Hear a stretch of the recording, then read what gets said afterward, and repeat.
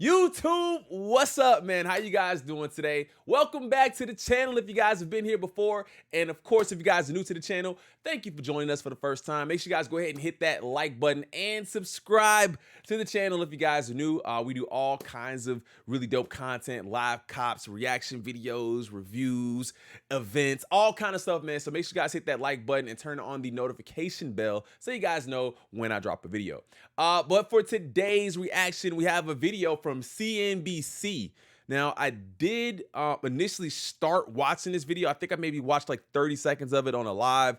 But now I wanted to actually get into the video. Why bots make it so hard to buy sneakers. Now, of course, I have my own opinion on that, at least where we are now with it. So I definitely want to see what you guys think about it. So sit back, relax, buckle up, and let's go ahead and jump into this video. But actually, before we do that, I want to talk about the comment winner from the last video.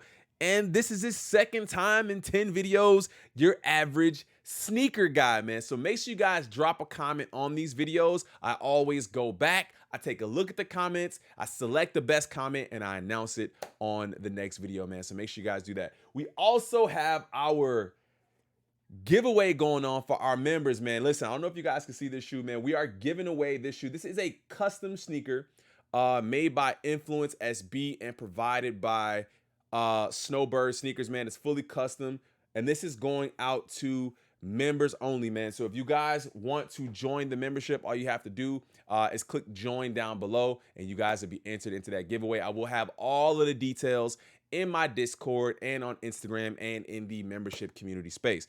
But let's go ahead and jump into the video.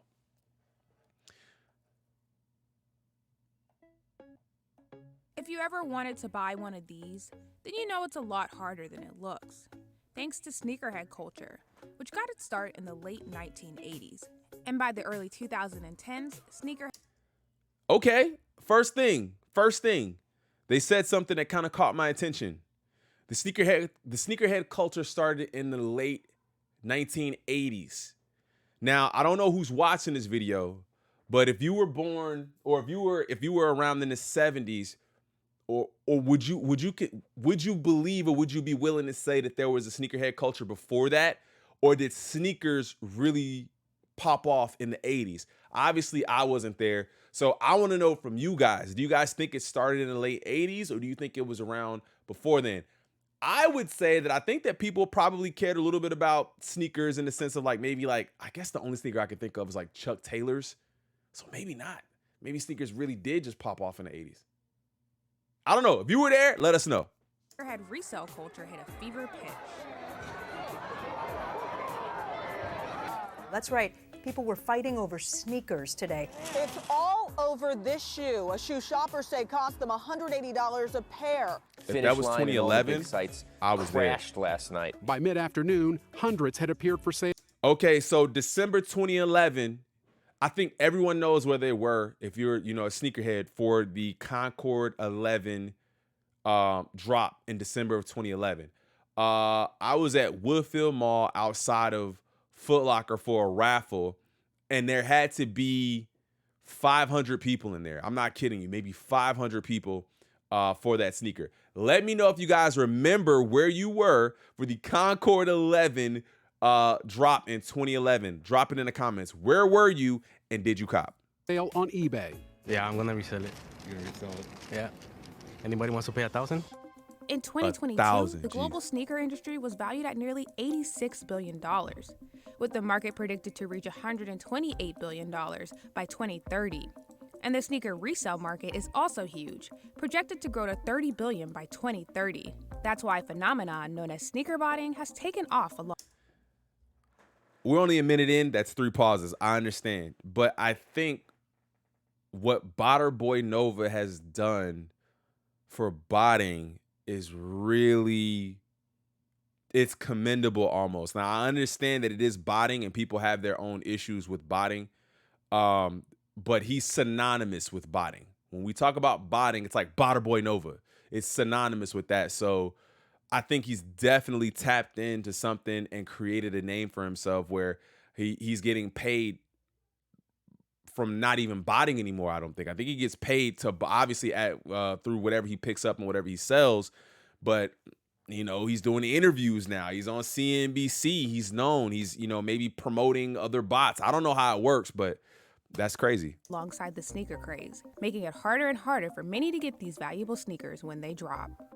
Facts. A bot is basically just something that automates the checkout process. So when you go on a website and you buy anything, it asks you to fill out your credit card number. It asks you to fill out your billing information. A bot, it automates that entire process so that you can get through the checkout as fast as possible. Sneaker bots took off in 2012 when Nike released its Air Jordan Dornbecker 9 shoes on Twitter, requiring users to direct message them for a chance to reserve the shoe. This led to the creation of bots that DM'd Nike when it found keywords like RSVP now and Dornbecker. The bots were able to react faster than humans. Of course. Man, bots are like... Hold on. Is that when it started, really? Did they say it was 2012? The Dornbecker 9s? Does anybody remember that? I don't think I wasn't as heavy as we are into it now as far as like back then. I definitely was not as into it as I am now, so I wouldn't know. But that was the release. That one in particular was the release that got botting started. I wonder where that sneaker is now with resale value. A thorn in my side. I'm now competing with them all the time for special releases and collabs. It takes the fun out of the hobby, and that's kind of what it is. At least for me, it's a hobby, it's a passion. But for some, it's also a booming business opportunity.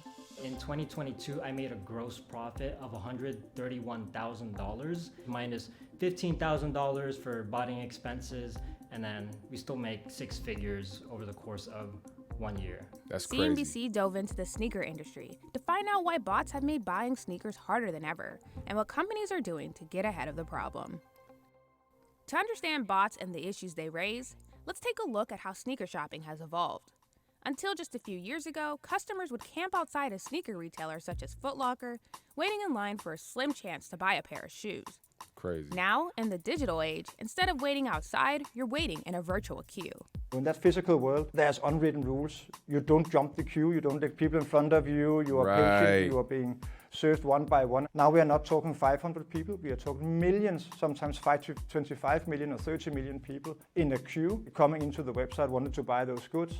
And that's a mix of bots, and there is no transparency on who came first. Sneakerheads rely on... So that's typically my problem with waiting in the queue is I've always explained it as, to me, it feels like I could be in front of the line at this door, but bots somehow are able to get in front of me before the store opens. As soon as the store opens, they're able to jump right in front of me and get in to buy and purchase and check out and cart before I can. So it's disheartening sometimes, but I know it's only sneakers. I know the average person watching this thinks we're absolutely insane. I hope you guys really understand that. Like they're just shoes, but to some people and to a lot of us, it's not just shoes. It's a hobby. It's collector's items for some of us. And I mean, it goes a long way, man. I know people say like, oh, are you really going to hold those shoes until your kids are older, and then you give them to them, and because they may not have as much value, but what if they do? I mean, shoes like Red Octobers are going for what, like 10, 20K? Like, I don't think anyone saw that when it happened. And if you were fortunate enough to cop Red Octobers and keep them in good condition or have them, even DS, you have that's a great investment. So, but you aren't able to make that investment with bots. Do we have any botters in here? The way I see it is I honestly don't. I can't say I don't knock it. I really don't, man. Botters have figured out a way. Botters have figured out a way to do it. And, either we adapt or we move on. Either we adapt or we just continue to complain. So I don't really complain about bots anymore. I just look for these companies, these brands that we're putting a lot of effort and money into and time, that they do something about it because they can. I just don't think I don't think they care. places that are, you know, Shopify websites and things like that, and they don't care, because at the end of the day, all they care about is, did it sell? Did it sell out? Not necessarily who it went to. There's no loyalty to the customer. I know I'm ranting. Platforms like Nike's sneakers app to buy highly coveted shoes at retail price. But with the shift to e-commerce came the rise of bots, and they've only gotten better at gaming the system. So there are good bots, like the one that are crawling the internet, updating search engines and Wikipedia and a lot of stuff that we all benefit from. And then there are the bad bots, bots that are, we could call the parasites of the internet, which purpose it is to get into the web shops, buy a lot of the goods ahead of people in order to sell them on the secondary market. A 2021 study from cybersecurity company Imperva found that 42% of internet traffic was non-human. 42% non-human. What? That's crazy. That's scary. But something he just said. How do you hold the secondary market accountable? How do you hold the secondary market accountable? Just think, it's not stealing. It's not stealing, but it's not in the same. I can't say it's in the same boat, because if you stole something in person and you went to the secondary market and like a pawn shop or something, they typically have some sort of guidelines and procedures in place to make sure that it was purchased, or it was at least received or gotten in the proper manner, right? Like, but when it comes to botting, there's no filter. Like, if it was purchased via bot, there should be some sort of, now you got to pay 30% on top or whatever, or we take 30% or whatever. Like, if it was done that way, but they're able to just cop everything and sell it at a premium, triple, quadruple premium, you know what I'm saying, and get paid on it. Now, if it was purchased by a human, it should almost be rewarded for going through the process the right way. I feel like there has to be a way where we can hold the secondary market accountable. The GOATs, the StockX. The thing about it is, resale isn't going anywhere, okay? So I'm not saying that you should penalize people. Bots is what we should be penalizing. Let me know how y'all feel about that. 24% of retail site traffic came from bots with malicious intent. Check, another cybersecurity company, estimated that 1 in 4 Black Friday shoppers in 2022 were 1 in 4 were fake, 25%. A high ticket, high demand item, especially if there's scarcity involved, is a prime target for scalper bots.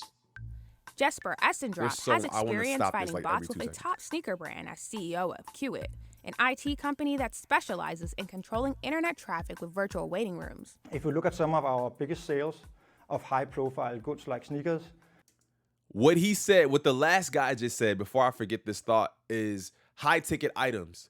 So high-ticket items with scarcity. So there's a lot of fingers to point, right? People are pointing fingers at Nike and Adidas and, anyone who's making a high-ticket item that people really, really want. And they're saying you're not making enough. You're controlling it and you're keeping the volume low so people go into a frenzy for it.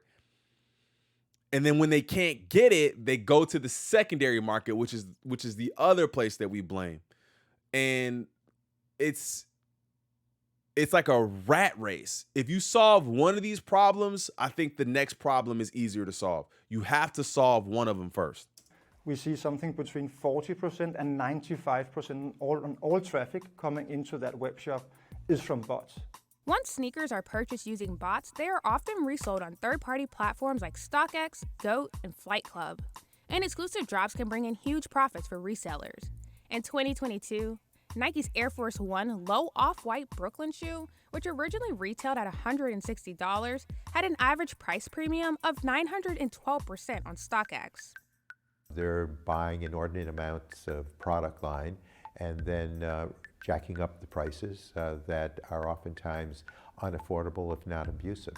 The market was impacted in October, however, when Adidas ended its deal with the rapper Ye, formerly known as Kanye West, after he made anti-Semitic remarks. Now, more than $1 billion worth of his Yeezy line shoes are in limbo. It's been sold. Between that and the general slowdown in spending, Cowen Research Equity told CNBC the resale market is seeing a slowdown. But Adidas and other top brands like Nike and New Balance are still constantly under attack from bots. If we look at a concrete sneaker sale last year, 1.7 million visitors came into our website on a sneaker sale. Only 100,000 out of those 1.7 million visitors were actually real human. The rest was bots. In the past, if you know this, if we can find this information, I don't understand where the holdup is. There's bot protection on these sites, but bots are able to look like humans. There has to be a way. A lot of people say like facial recognition, but then that goes into like privacy issues or some sort of like if we hold up a sign or something like that. There has to be a way for people to prove that they're human. And if you guys know of some good ways, man, drop it in the comments. Listen, somebody might see this and say, you know what, man, we never thought about that. You know what I mean? So if you guys have if you guys have an idea of how to do it, we need to know because, but then now we're at a place where everything is so stale that there's only 1 to 2 drops a month that people are really interested in. You know what that means? Everybody's firing up the bot to get all of those to make it even harder for you. It's crazy, isn't it? Nike Sneakers app has come under criticism for the way it handles bots. Facts. With loyal customers complaining that they had to compete with bots on every single drop. Nike says the Sneakers app receives an average of 12 billion bot calls or entries trying to game the system per month. A customer can submit an entry to a draw by selecting a shoe and a size. Nike then selects participants at random to buy the shoe, but some of these customers are actually bots. The 2022 release of Nike's Travis Scott Air Jordan 1 Reverse Mocha shoe received nearly 3.8 million entries, with almost 1.9 million of those entries being bots. Half. But since then, Nike has attempted to make some changes. In 2022, Nike released updated terms and conditions aimed at fighting bots, which banned purchasing products for resale, saying it could cancel orders, refuse returns, charge restock fees, or close the accounts of people suspected of botting. Okay, they just make another account. That's not the way. This is a half-assed attempt at Nike. Now that I'm looking at it like this is a half-assed attempt. No purchasing products for resale. Everyone who's watching this video has already gone against that policy. We should all be banned. No purchasing products for resale. Are you attaching a cookie to me now to now see that when I buy it, I'm going to go and selling it or going to stock it? How do you even uphold that? They can cancel your order. Okay, they can cancel your order, right? They can refuse returns. Okay. This is a half-assed attempt by Nike. There has to be something set in place from the time that the person is selected to win, from the time, and then the time that they actually take the money from your account. So you should be selected, right? Okay, bang, you were selected to cop this pair of shoes. Before they just go in and take the money out, there needs to be, hey, can we prove that you are a person? We're going to send you an email. We need you to tap it 6 times to prove that you're a person. Tap this button 6 times, let us know you're human. There's no way a bot can do that within a time. And if you don't do that within a minute or two, then you don't win. On to the next person. There has to be something like that. But what happens is Nike gets greedy and they just take the money out and we'll figure it out later. We just want to sell out. That's all. We just want to sell. You know? So that's crazy, man. This is nothing. But these terms only apply to US-based customers. Nike did not comment on why the terms don't apply internationally, or if there are plans to expand them. And botting is still a huge issue across the global market. I just want one pair in my size. I actually want to wear it, and bots just kind of will eat up 50 pairs at a time, and they just all end up on the resale market. He's got the look of I'm defeated. So how does this all work?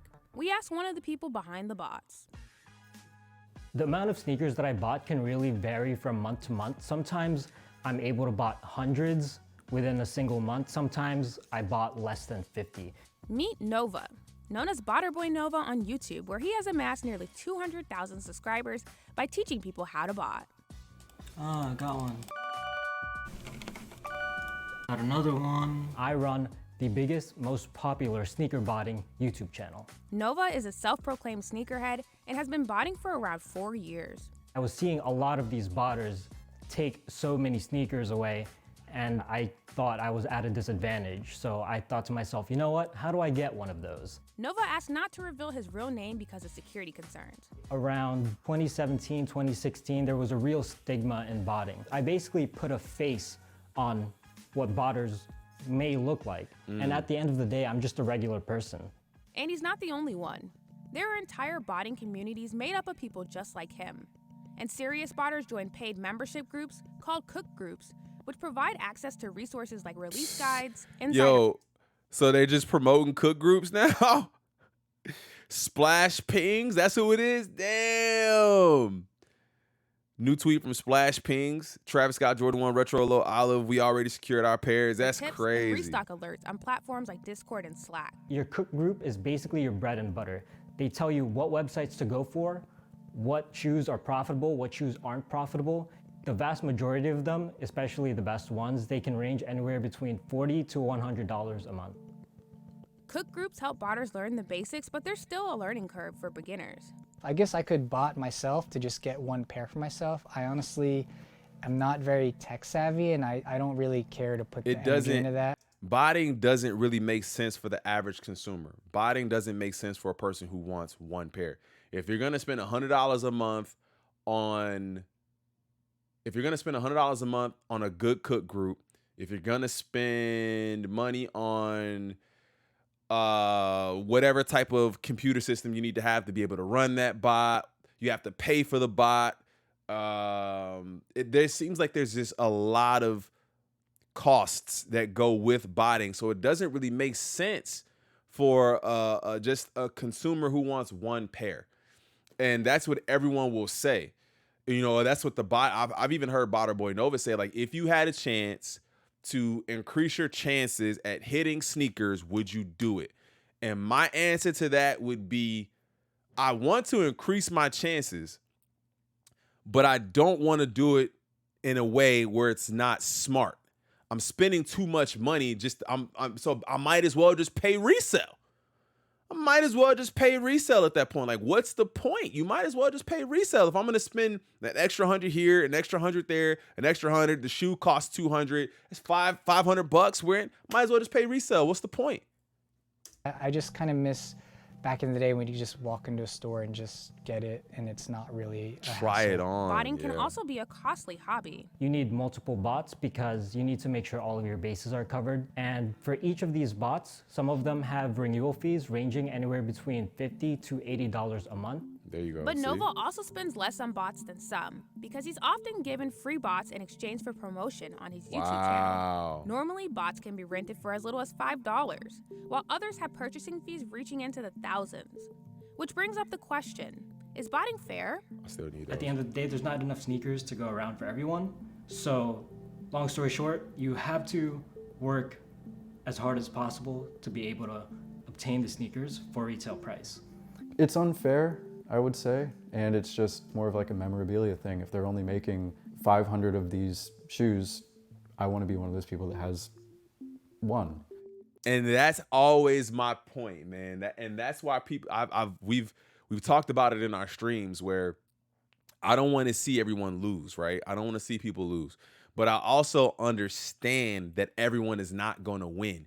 So I want to be one of those people that win, that made it through to the finish line. And, you know, it's like well, not everyone, but most people's way to solve this problem is to make more shoes. That's not it. Nike is not going to spend more money on making shoes.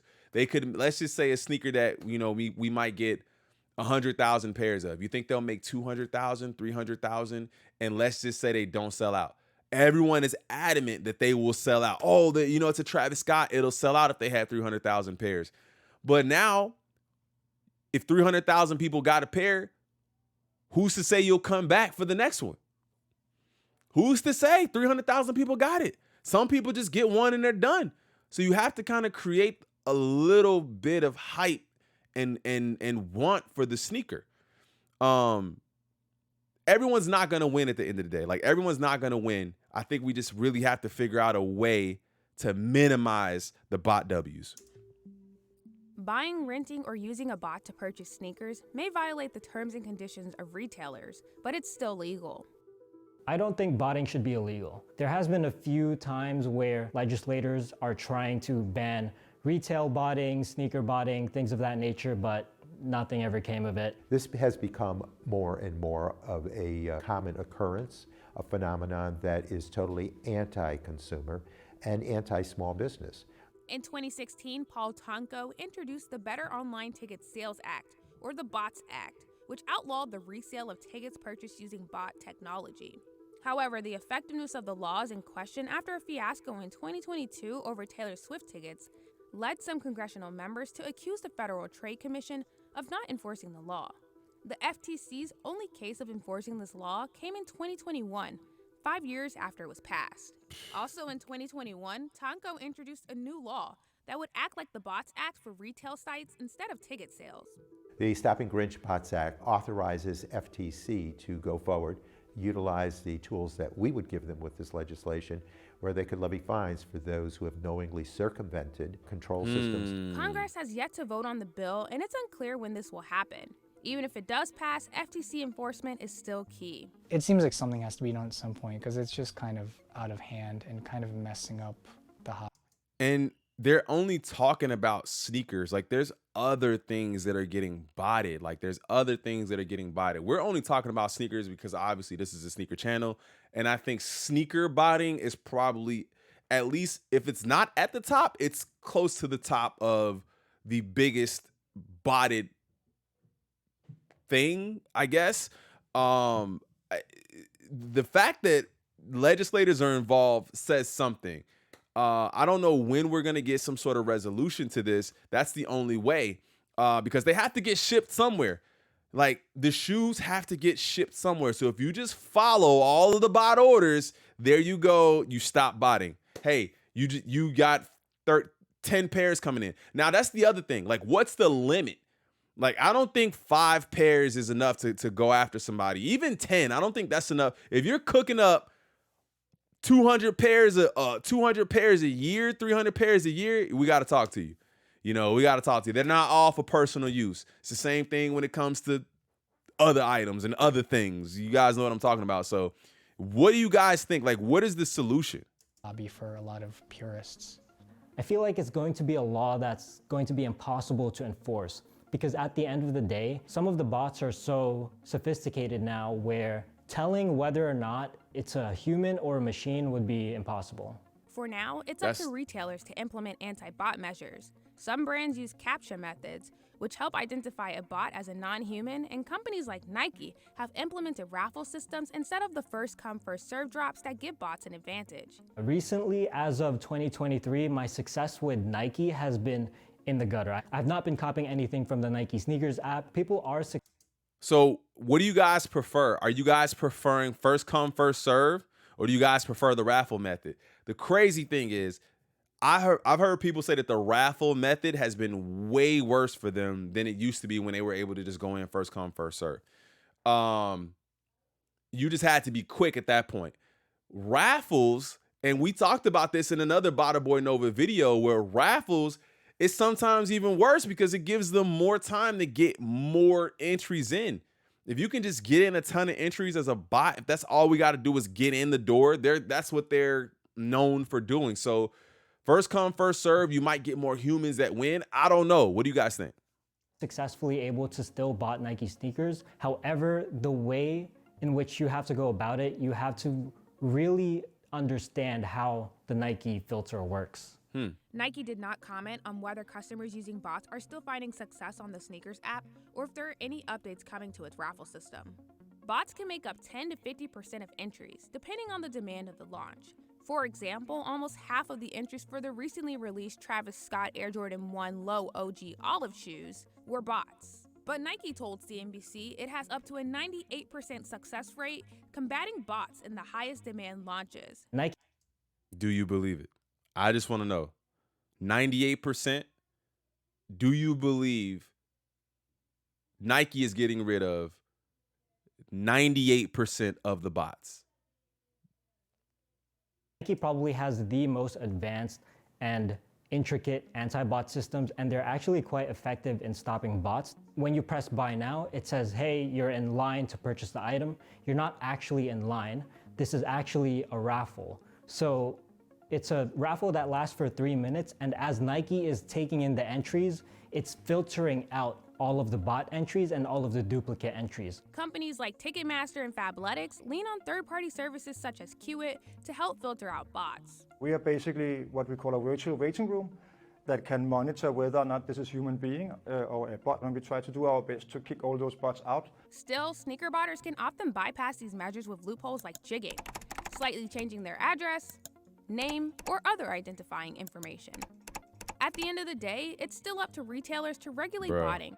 There are some websites that really don't care about botters simply because sometimes their only goal is to sell out. And if your goal is to sell out, then it doesn't make sense to create a barrier between someone trying to purchase your sneakers and someone trying to sell the sneakers. As botters get more advanced and sneakers become more exclusive, will sneakerheads without bots ever regain a chance at scoring the latest drop? For as long as it's legal, I think I'm going to keep botting, because simply put, if a human can do it, then a bot can do it too. And as long as there's items coming out, whether it be sneakers, new generation consoles, GPUs, where the demand far outweighs the supply, then there's money to be made. I understand people out to get their money or whatever, but it kind of just destroys the fun for people like me. Find something else to make money, right? Keep the rare shoes for the people that want them. Fans, that's what we are. We're fans. Right. Stop. I mean, I understand all sides, okay? I understand all sides. As a collector, I want my shoes. As a businessman, business person, businesswomen out there, we always see an opportunity to make money to provide for our families as well. I don't really think there's a wrong side. I think that there needs to be just some sort of way to make it more even. And to me, in some of the other videos that I've done, you guys see it's the best time to be a sneakerhead because there are a lot of shoes coming out that people are actually hitting on and winning because there's no resale value. And why is there no resale value? Because Nike's putting out more shoes. But when it comes to those pairs that people really want, i.e. high heat items, Off-White, Travis Scott, J Balvin, Union, Clot, SBs, that's where our problem is. Because where I may step back and say, hey, maybe I'm not interested in that Air Max. Somebody can step up in my place and take it. No bots there at all, right? But because I'm a fan of Travis Scott, I'm a fan of Travis Scott's music. I've been a fan of, Virgil Abloh's work. And now I want to go for that shoe. Now I want to go for that shoe, and now everyone else is going to go for that shoe too, and bots. So there has to be a way to differentiate who is going for the sneaker. Or if they do go for the sneaker and they are successful and they're copping multiple pairs, let them cop those pairs. You have to track them back to where they go, and then you handle it that way. This is one of those videos that you kind of get a little upset about, but then you also have to understand it's business. Okay? Companies want to sell out. They don't really care who gets it. As much as we think they care about us, they don't. They don't care about you. They don't care that you get the shoe. What they care about is a paycheck. The same way you care about a paycheck, right? So I can't be fully 100% mad because I understand, but it does suck. Let's just say that.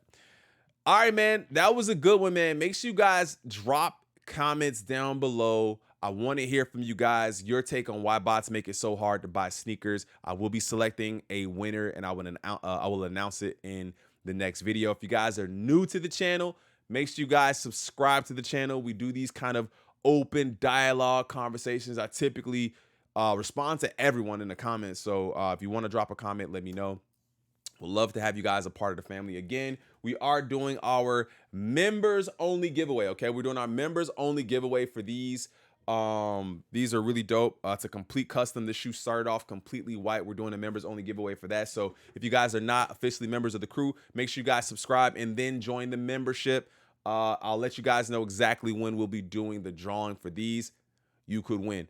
But that's going to do it for this video, man. I really appreciate all of you guys. Make sure you guys hit that like button. If you guys have not done it already, it really helps out the algorithm when you guys hit that like button. So if you've made it all the way to the end, subscribe and hit that like button and turn on the notification bell so you guys know when I drop another video. But I'm out. I'm gone. I'll see you guys in the next one. Peace. Peace, peace, peace. I'm gone.